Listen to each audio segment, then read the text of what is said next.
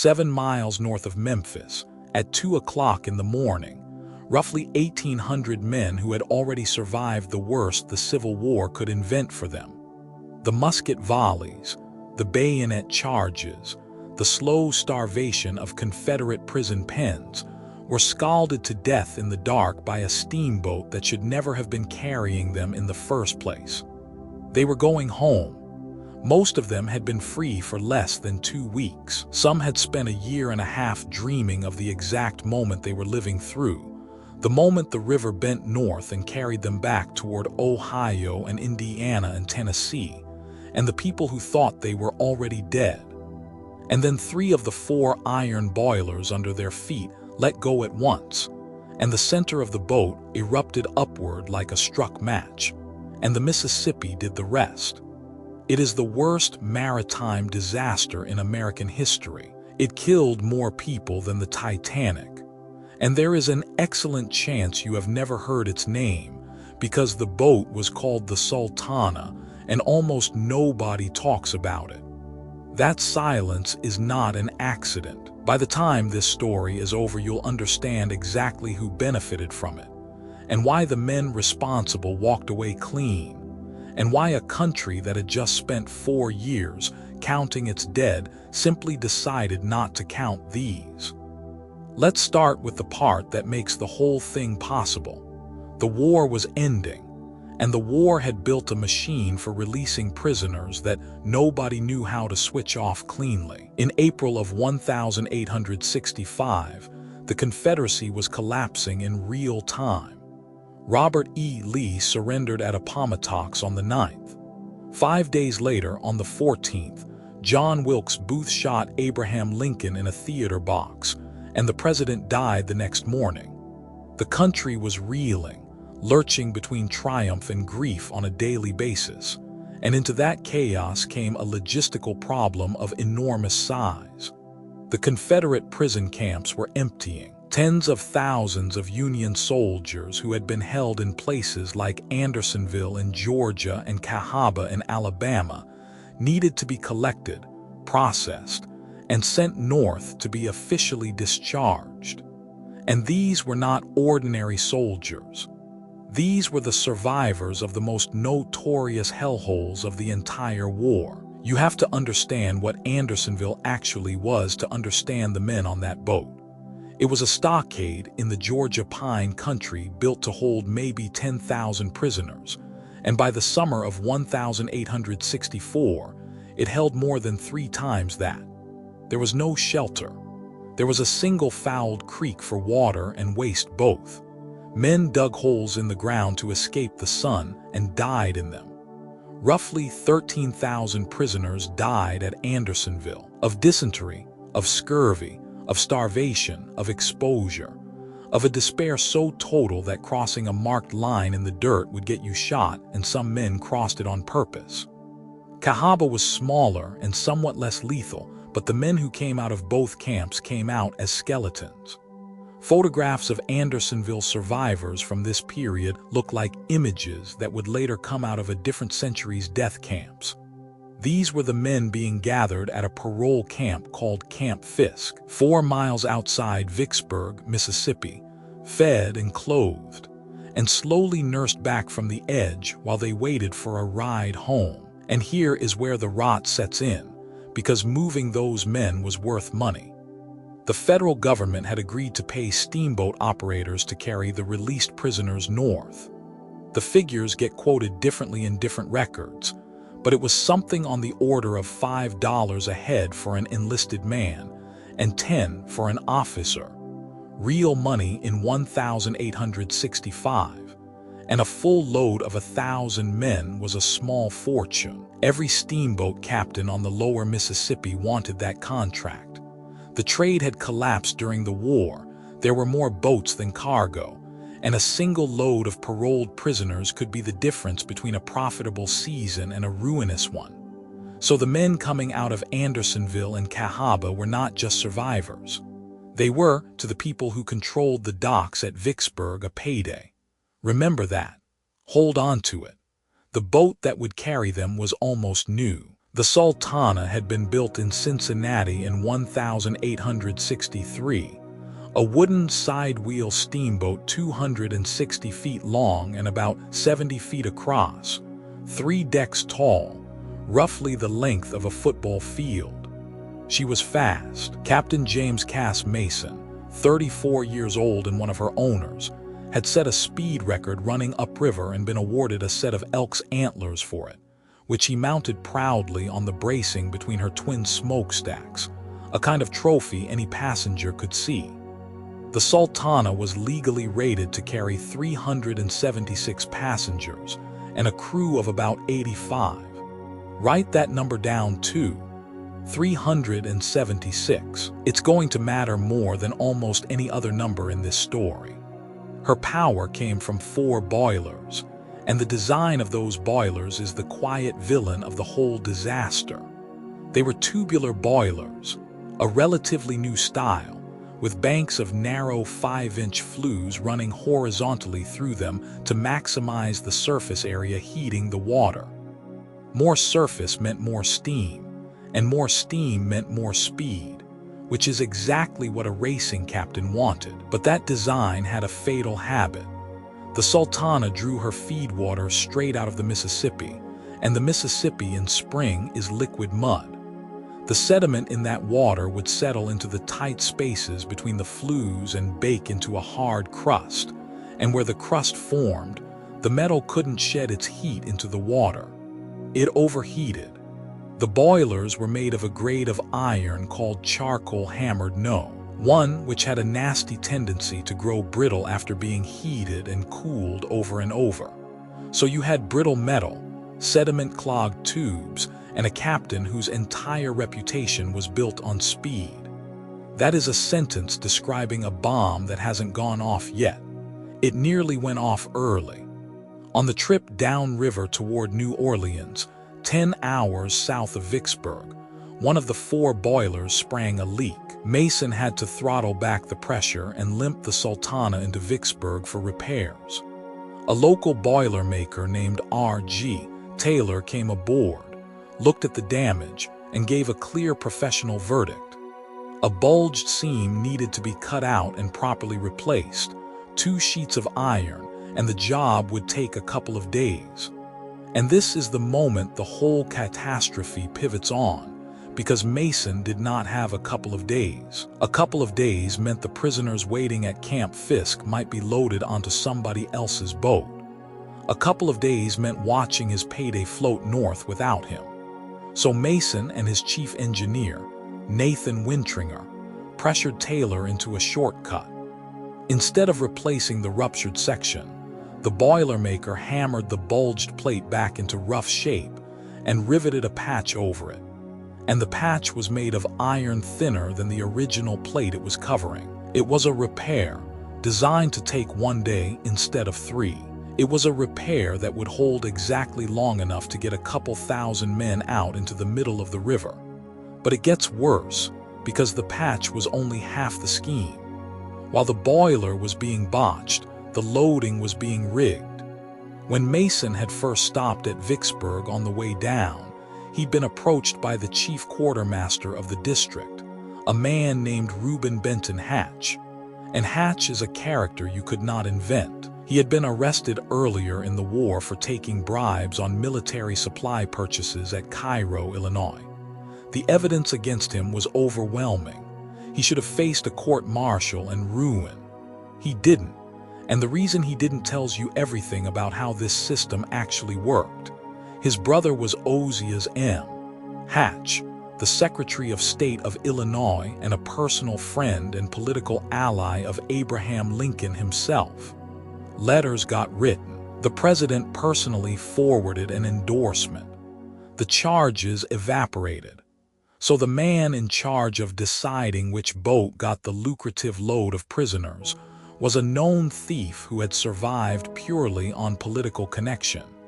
And his proposition to Captain Mason was exactly what you'd expect. Hatch could guarantee Mason a full load, somewhere upward of 1,000 men, if Mason would kick a portion of the profit back to him. Mason, broke and hungry, agreed. So the table is set. You have a captain motivated to overload his boat and to skip a real repair. You have a quartermaster motivated to steer every available body onto that one boat to maximize his own cut. And you have a few thousand emaciated former prisoners who have no say at all, who just want to go home, and who will get on whatever floats. Everything that follows is the consequence of those incentives meeting that brittle iron. The loading was a horror in its own right, before anyone even died. The paroled men were marched down from Camp Fisk to the Vicksburg Wharf, and there were so many of them that the officers on the ground started losing track of the count. The man who actually supervised putting the men aboard was a Union captain named George Augustus Williams, a West Point graduate, class of 1852, and a regular Army officer, which is a detail that will matter enormously later. There was confusion about how many men were still at the camp and how many were already loaded. There was a fear among the officers that rival boats and rival officials were skimming bribes to grab the prisoners. And so Williams made a decision that sealed the disaster. Rather than split the men across the several steamboats sitting right there at Vicksburg, he ordered that all of them go on the Sultana. Other officers objected. They could see what they were looking at. Williams shouted them down. The men kept coming up the gangway and kept coming and kept coming. They filled the cargo deck. They filled the main deck. They climbed to the hurricane deck and the cabin deck until the great wooden boat was carpeted in human beings, men lying so close together that you physically could not walk across the deck. The structure visibly sagged under the weight. The crew had to set up extra wooden posts, stanchions, to prop up the decks, and even then they bowed. One survivor of Andersonville said their condition on the boat was more like a load of hogs than men. Another said they were huddled together like sheep for the slaughter, and you should sit with the fact that he chose that phrase before he knew how the night would end. To use the toilet, men pried boards off the paddle wheel housings to relieve themselves into the river, because there was no other way to get there. And to call this 1,000 men, the number Mason had bargained for, is laughable. The best modern reconstruction is that the Sultana left Vicksburg carrying somewhere around 2,100 to 2,400 people, on a boat rated for 376. More than 5 times her legal capacity, with a patched boiler, against a flooding river. She backed away from the Vicksburg Wharf late on April 24th and started north. And now the clock starts, and you can almost feel the trap closing, because every single thing that made this boat dangerous was about to get worse with each mile. The Mississippi in late April 1865 was not the lazy brown ribbon you might picture. It was in full spring flood, swollen with snowmelt and rain, running fast and cold and choked with debris, with whole drowned trees rolling in the current. In places, the river had spread miles wide over the bottomlands. To push north against that current, the Sultana's firemen had to feed enormous quantities of coal into her boilers and run her pressure high, hour after hour, straining the iron. And the boat was top-heavy in a way that turned out to be lethal. So many men crowded onto the upper decks raised the center of gravity dangerously.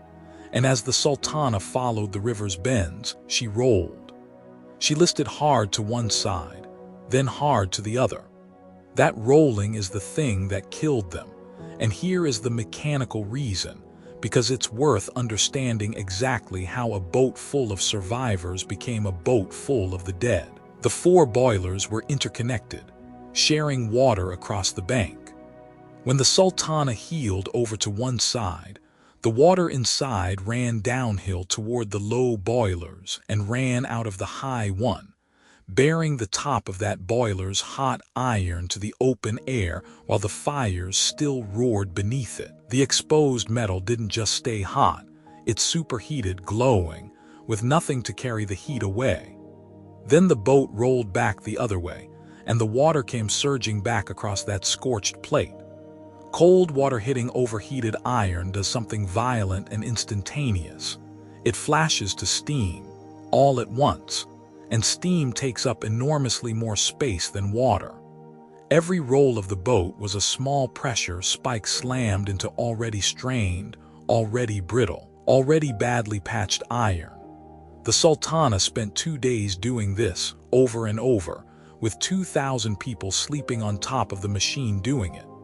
She stopped at Helena, Arkansas, on the morning of April 26th, and there's a single photograph from that stop that has outlived nearly everyone in it. A photographer named Thomas Banks set up on the bank to capture the famous overloaded boat, and when the men saw the camera, they all surged toward the railing on the photographer's side to get in the picture. The Sultana tilted so far so fast that officers had to bellow at the men to get back before she rolled over right there at the dock.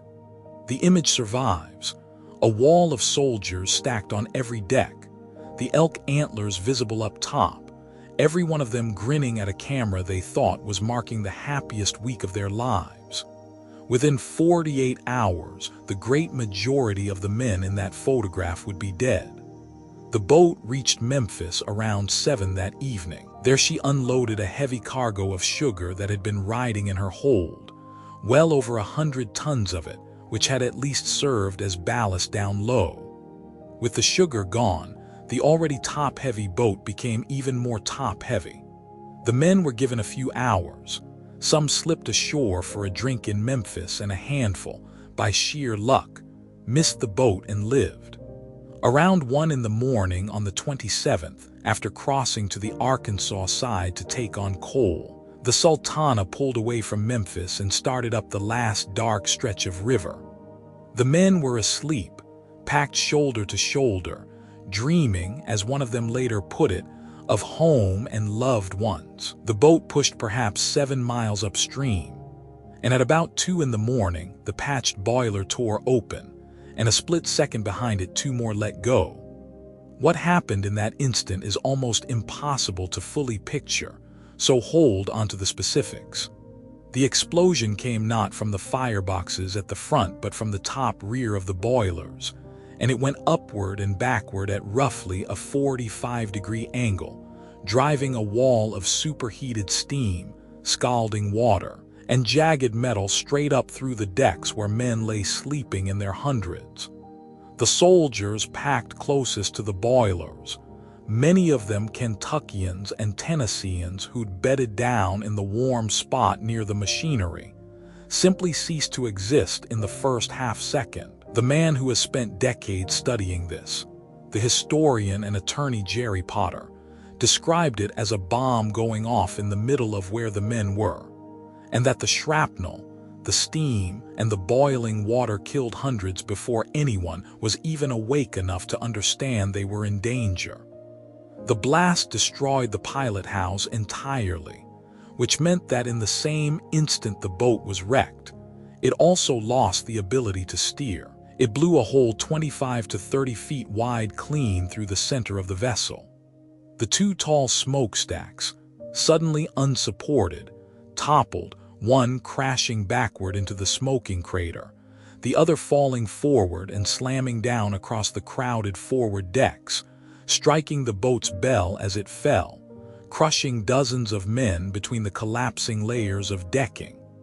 Now picture being one of the survivors of that first instant. You wake, if you were lucky enough to be far from the boilers, into a scene with no up and no down.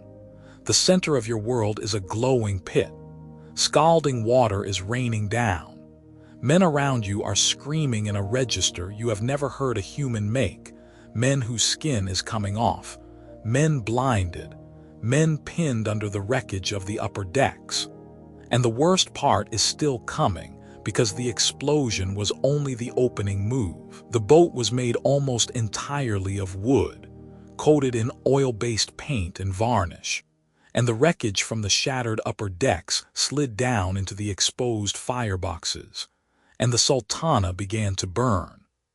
A few men tried to fight the flames and found they couldn't even do that. The fire buckets were gone. because the men had used them earlier to haul drinking water up from the river and never put them back on their racks. So there was no water to fight a fire in the middle of a river 2 miles wide. Within minutes, the men still alive faced a single, unbearable choice, and it was genuinely a choice between 2 ways to die. Stay on the boat and burn. The fire was racing along the wooden decks, driven by the wind, eating toward whatever scrap of railing you were clinging to, or jump into the Mississippi. And the Mississippi was a death trap of its own. It was still running with the icy cold of the spring melt. It was in violent flood, fast and full of debris. And here is the cruelest detail of all. Most of these men could not swim. Soldiers of that era, farm boys from the interior, simply never learned. They went over the side in their hundreds anyway because the fire was right there, and the cold water closed over them, and they didn't come up. What followed in the water was its own catastrophe layered over the first. So many men jumped at once that they grabbed each other. A non-swimmer in a panic will climb anyone within reach, and men who could swim were dragged under by men who couldn't, both of them drowning together. Some clung to whatever floated: a plank, a door, a dead horse, a wooden shutter. Some were plucked, hours later, out of the tops of half-drowned trees standing in the flooded shallows along the Arkansas bank, where the current had pinned them. And the single lifeboat the Sultana carried was thrown from the upper deck in the chaos and reportedly came down on top of men already in the water. 2,000 people, 1 lifeboat, a few life preservers, a river determined to take all of them. The rescue, when it came from the strangest possible source, and this is the part of the story that I think about most. The first boat to reach the scene was a southbound steamer called the Bostona Roman II, which came down on the burning wreck about half an hour after the explosion. Her captain and crew did the only thing they could think of. They threw everything that would float into the water: doors, window shutters, stage planks, chairs, anything, to give the drowning men something to grab, and they pulled roughly 150 people out of the river. Meanwhile, the current was carrying survivors and corpses alike the 7 miles back down toward Memphis, and they began floating past the city's waterfront in the dark, calling up at the lights, until the crews of the docked steamboats and the U.S. Navy vessels there realized what was happening and launched their own boats into the night. The ironclad USS Essex put out boats. The gunboat USS Tyler joined in. Steamers with names like Silver Spray and Jenny Lind and Pocahontas turned out. But the rescue that tells you the deepest truth about that night happened on the Arkansas shore, and it crossed a line that had defined the entire war. Much of the Arkansas side was country that had been Confederate just weeks before, and the people who came out to save these Union soldiers were Southerners. A local man named John Fogelman saw the burning hulk drifting back toward his side of the river, with 25 soldiers still trapped aboard the bow, and he had no boat. So he and his sons lashed together logs into a raft and poled out into the flooded, freezing river to take men off the wreck. To save time on the round trips, they would drop survivors off in the tops of the trees standing in the flood and go back for more. They got all 25 men off, and the Fogelman home became a refuge for Sultana survivors. Men who had been shooting at each other a month earlier were now hauling each other out of the water by raft. The war was over in the only way that ever really matters. It had stopped being the thing that defined who you die to save. The Sultana herself burned down to the waterline. Around dawn, hours after the blast, the gutted hulk drifted to the western bank and sank near a tiny settlement called Mound City in Arkansas, close to present-day Marion. By the time the sun was fully up, the boat that had been a floating city of survivors was gone, and the river was carrying its dead. And here the story should reach its grim total, except that it can't, and the reason it can't is itself part of the scandal. Nobody knows how many people died on the Sultana. Read that again because it's astonishing. The deadliest maritime disaster in the history of the United States, and we cannot tell you how many it killed.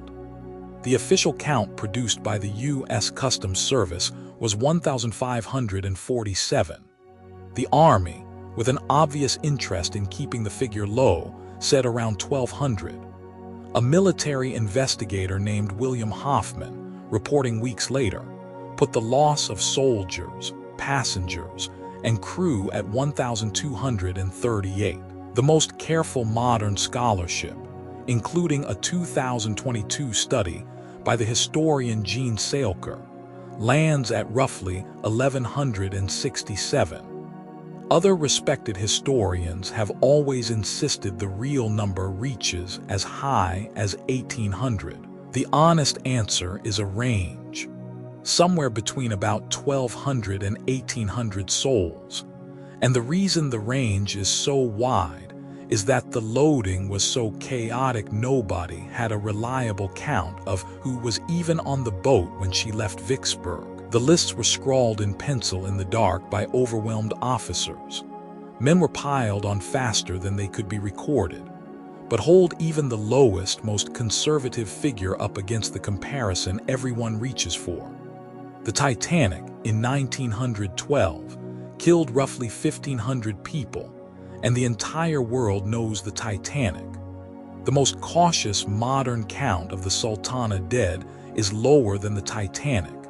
The official and the high-end counts are substantially higher. At minimum, the Sultana stands shoulder to shoulder with the most famous shipwreck in history. At maximum, it killed 300 more. And one more comparison that should land hard. Subtract the civilians and crew, and the Sultana killed something on the order of 1,000 to 1,200 Union soldiers in a single night. That is comparable to the Union dead at some of the largest land battles of the entire Civil War. If you charted it as a battle, it would rank among the deadliest the Union ever fought. Except there was no enemy. There was only a patched boiler and a kickback. The men who were pulled alive from the river weren't safe even then. Around 800 survivors were brought to hospitals in Memphis, and the city, to its lasting credit, responded with real compassion despite the fact that many of these men had been enemies a month before. A theater troupe staged a benefit. The crew of the Essex raised $1,000. The mayor personally took survivors into his home.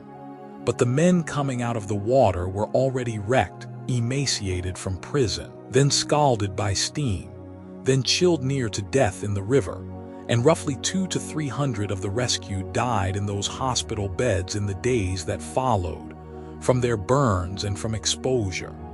Some men survived Andersonville, survived the explosion, survived the swim, and died in a clean bed in Memphis days from home. Bodies of the Sultana's dead kept turning up in the river for months afterward, washing ashore as far downstream as Vicksburg, the city where the whole thing had been arranged. Many were never recovered at all. They are still down there. And now we arrive at the question that should make you angry, which is, who paid for this?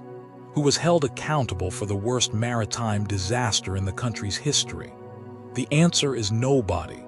Not one person was ever meaningfully punished, and the way that happened is a small masterpiece of how power protects itself. 3 men were marked for blame.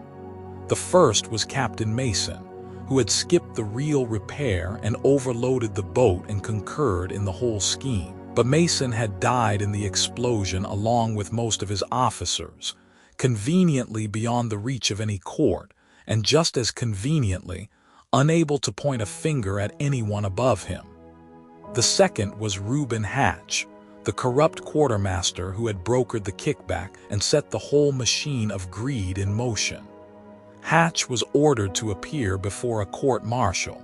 He simply didn't. He resigned from the army before they could try him, then made himself scarce, and when the prosecution in the one trial that did happen begged the Secretary of War to have Hatch arrested and compelled to testify, The request went unanswered.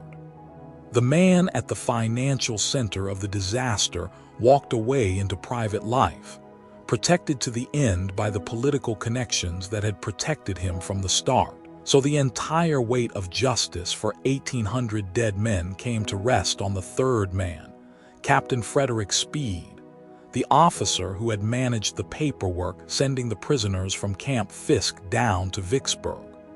His court-martial convened in Vicksburg in January 1866. The military went through the motions across months of testimony, never even calling Speed himself to the stand, and in June found him guilty of grossly overcrowding the Sultana and ordered him dismissed from the army. For a moment, there was something that looked like accountability, and then it dissolved. The verdict went up for review to the Judge Advocate General of the Army, Joseph Holt, who reversed it completely. Holt's reasoning was technically defensible and morally infuriating. Speed had spent the crucial day at the parole camp and had not personally placed a single soldier aboard the boat.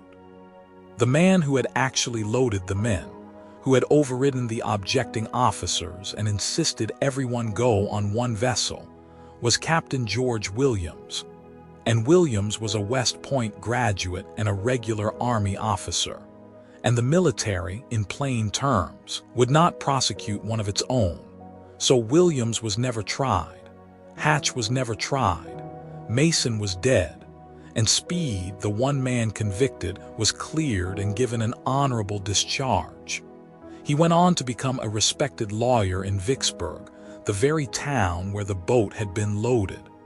Holt's own written reasoning admitted there was no clear evidence the disaster was even caused by the overcrowding, and so, he wrote, it was difficult to say upon whom the responsibility for 1,100 lost lives should rest. In the end, it rested on no one. Why didn't America rise up over this? Why isn't the Sultana carved into the national memory next to the great catastrophes? The answer is timing, and it's the cruelest twist in a story made of cruel twists. The Sultana exploded on April 27, 1865, and look at what else was happening that week. The Civil War was in its final convulsions. Lee had surrendered 18 days earlier, and the last Confederate forces were laying down their arms. The nation was in deep mourning for Lincoln, assassinated less than 2 weeks before. And the very day before the explosion, on the 26th, Union cavalry had cornered and killed John Wilkes Booth in a Virginia barn. So the front pages of every newspaper in the country were consumed with the death of the man who killed the president. A nation that had spent 4 years counting corpses by the hundreds of thousands had gone numb. 1,800 dead, when you have just absorbed 600,000, did not stop the presses. The story ran for a day or two and was swept under by bigger headlines, and a war-weary public, desperate to put all of it behind them, let it go. The men of the Sultana had the worst luck of all. They died in the 1 week when America had no attention left to spare. But the story didn't end with that silence. And this is where it reaches forward and touches you directly, even now. Because the Sultana and the wave of boiler explosions like it finally forced a country to admit that it could not let men build death machines and operate them on a wing and a profit margin. The carnage on the western rivers in this era was staggering.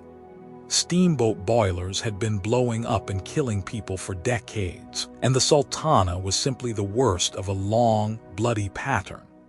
Out of this reckoning grew the slow, unglamorous machinery of industrial safety, real boiler inspection, real engineering standards, the principle that a company cannot simply patch a known deadly defect with thinner iron and send 2,000 human beings out over deep water. One of the most direct descendants of the disaster is the Hartford Steam Boiler Inspection and Insurance Company, which came into being in 1866, the year after the Sultana, founded on the radical idea that boilers should be inspected by experts before they kill the people standing next to them. That brittle charcoal hammered iron was phased out of boiler construction. The dangerous tubular boiler design was pulled from the lower Mississippi after 2 more boats blew up in the Sultana's wake. The entire concept that an engineer's safety verdict, like the one R.G. Taylor gave and Mason overruled, should carry the force of law rather than yield to a captain's profit, grew out of disasters exactly like this one.